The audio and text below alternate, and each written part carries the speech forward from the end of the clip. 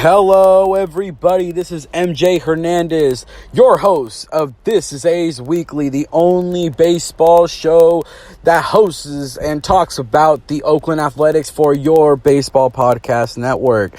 This is going to be a good one, folks. We are going to talk about a lot of rumors that are going on with the Oakland Athletics, their late win streak, and also we can mention a lot of these trades that have been happening and these injuries, things that have been happening, and how the playoffs have been shaping up for the A's so far in this start of a really hot second half for the Oakland Athletics. Many more after these messages. This is A's Weekly.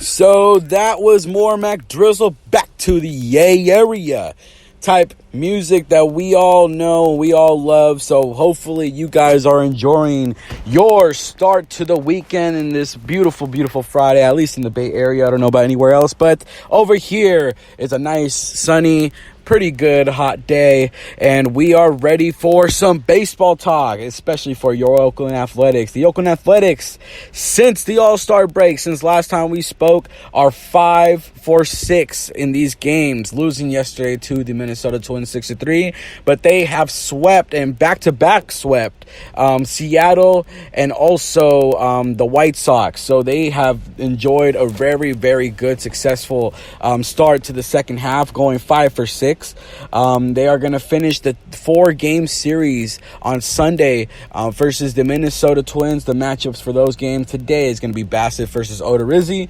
Anderson versus Jose Berrios, and Mengden versus Michael Pineda. And that is the series for this one versus the Minnesota Twins, another road series, which we have been somewhat okay in. The next two series will be 3 against Houston, who is another first-place team. So it will be back-to-back first-place teams. So Houston is going to be playing against the Oakland Athletics after Minnesota. And then it's going to be another 4-game series. But this time, the 4-game series is going to be against the Texas Rangers, another team that's right behind us at this wild card race / vengeance or a goal that they have against Houston, trying to get that first place spot that the Oakland Athletics are currently at this very momento. They are only 4.5 games behind the Houston Astros. So we are going to see some good baseball, and the baseball world is going to heat up.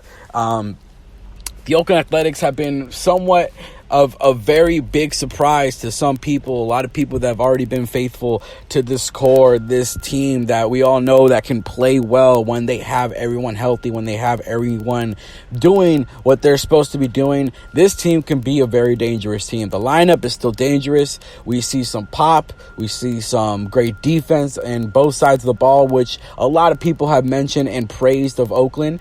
And the pitching so far, little by little, is starting to shape up. The starting rotation just got an addition, and we'll talk more about that and who it is. You guys already know, but I'll touch on more on it personally for me. But the relief pitching is still something that the A's would probably need to shape up, as I said previous episodes ago. And just the A's itself, the pitching has to get a little better, and reinforcements are probably coming in. Starting wise, I don't think much is coming in. I think the in-house options are going to be coming in for the Oakland Athletics. But for the relieving part, at least, we will see that the Oakland Athletics might be a little more aggressively better in the deadline, which is going to be July 31st, because there's not going to be a waiver deadline this year, which is usually August 31st. And so now they got a whole month less to make these moves. So this is going to be pretty interesting. So let's see what the A's have done in the trade market so far. They have got the news. The news came out Sunday. Homer Bailey, former Cincinnati Red and Kansas City Royal, was traded to Oakland for Kevin Morrell. Now, Homer Bailey was someone who struggled mightily with Cincinnati in his last year or so. So he was struggling already. He got the trade to Los Angeles. That was that big trade. Yasiel Puig went to Cincinnati. Alex Wood went to Cincinnati. And then the Dodgers just took out a lot of space, a lot of cap space for the Bailey trade. So he was a Dodger for 2 days. Then he got traded to Kansas City Royals. And the Dodgers agreed to take up and eat up a lot of that contract, just because it's just going to be this year. Now, the Alex Wood, Yasiel Puig, who else? There's a lot of other players that went to Cincinnati. I think it was Matt Kemp. Yeah, Matt Kemp was another one of those, I think. It just didn't work out. It didn't work out for the Dodgers. They wanted to get younger. They wanted to move around pieces that were going to be too expensive. They moved out long-term pieces that were inked to make a lot of money, and only took the Homer Bailey contract that was going to be for this year, and that's it.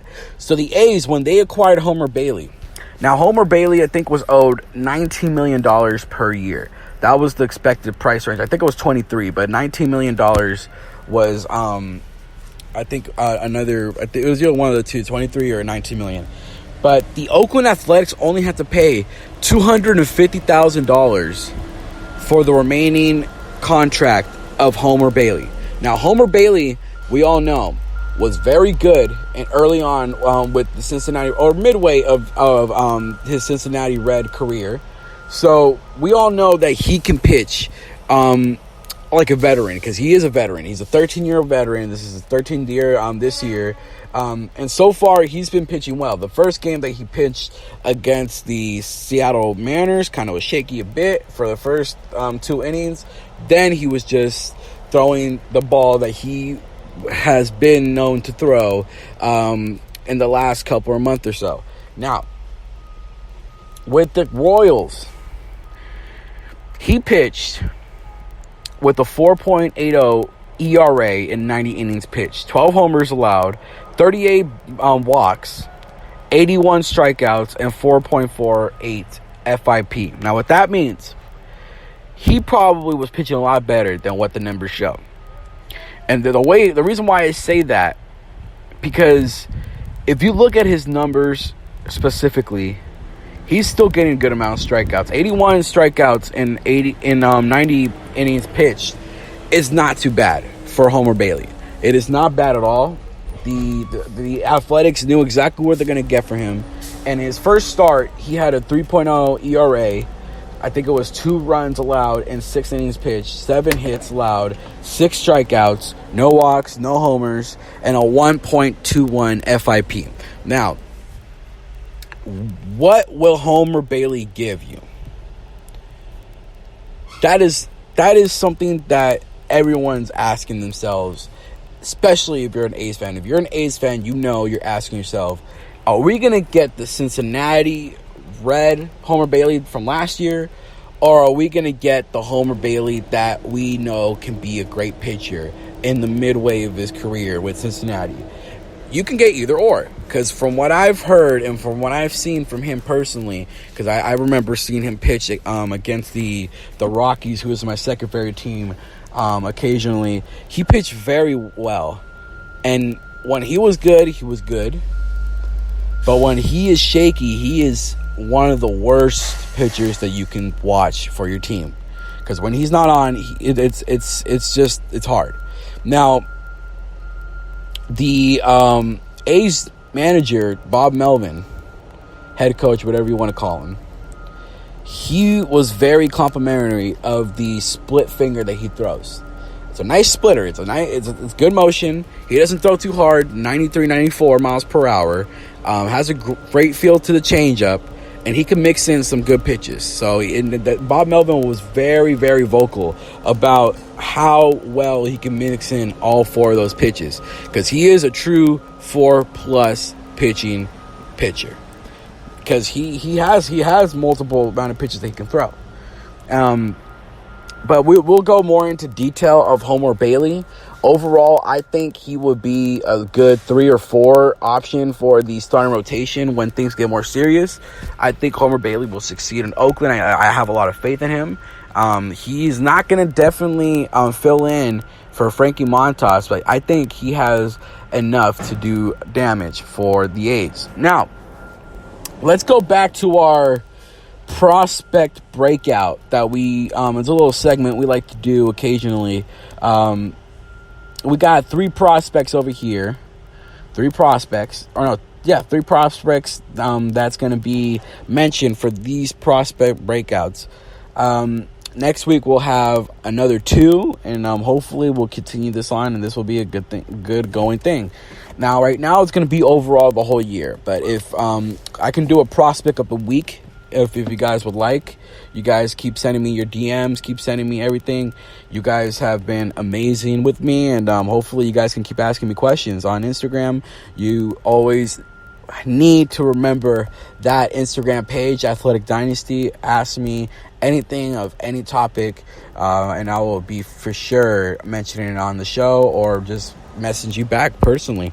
So let's go for the first player, Jonah Heim. Now, Jonah Heim is a catcher that I really, really, really, really, really like for Oakland for the future. Now, what can he be for Oakland?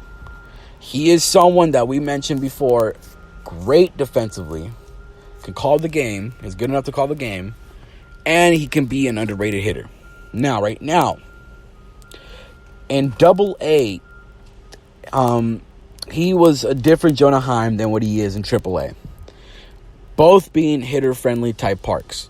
Both Midland and Las Vegas being the hitter-type friendly parks. So, Jonah Heim has raked in both those ballparks. With Double-A, with Midland, he had 47 hits, 12 doubles, 4 home runs, 31 RBIs, 21 walks, 285 batting average, and a 370 on-base percentage. Now, when you see the Double-A affiliate, you see a lot of great hitters. I mean, there's hitters that have a good amount to offer for the Oakland Athletics for years to come. Jonah Heim is one of those pieces that can hit very well, and he's a switch hitter as well. So that's something that I love, switch hitters. Like, that's something I'm just big on. So he can hit the gaps with his doubles, and that's all in 165 at bats, guys. That is not too big or too small of a sample size, so we hopefully can see more out of him in for days to come, or for weeks to come, or for months to come. Now, in AAA, however, he's been totally different. He has been raking in the AAA affiliate, in 77 at-bats in AAA. He's already equaled out the same amount of homers he had in Double-A with 4. He has 16 ribbies, 7 walks, 6 doubles, 31 hits. He's batting .403 average-wise, .442 on-base percentage-wise. Now, we all know Las Vegas is a hitting-friendly park. We see a lot, and I mean a lot, of hitters really, really loving this new park. Pitchers, not the same. Pitchers are struggling in this new park. They probably need to make adjustments to the park to see if it's too hitter-friendly, because people are flat out raking in this park. And Jonah Heim happens to be one of them. Hitting .403, that must tell you something. It's either he is just on fire hitting-wise, or he's just really that comfortable and that ready for a call-up. And we all know Sean Murphy has came out of the injury list, and he is doing some rehab games. So that is something, definitely something that we need to keep an eye on. Jonah Heim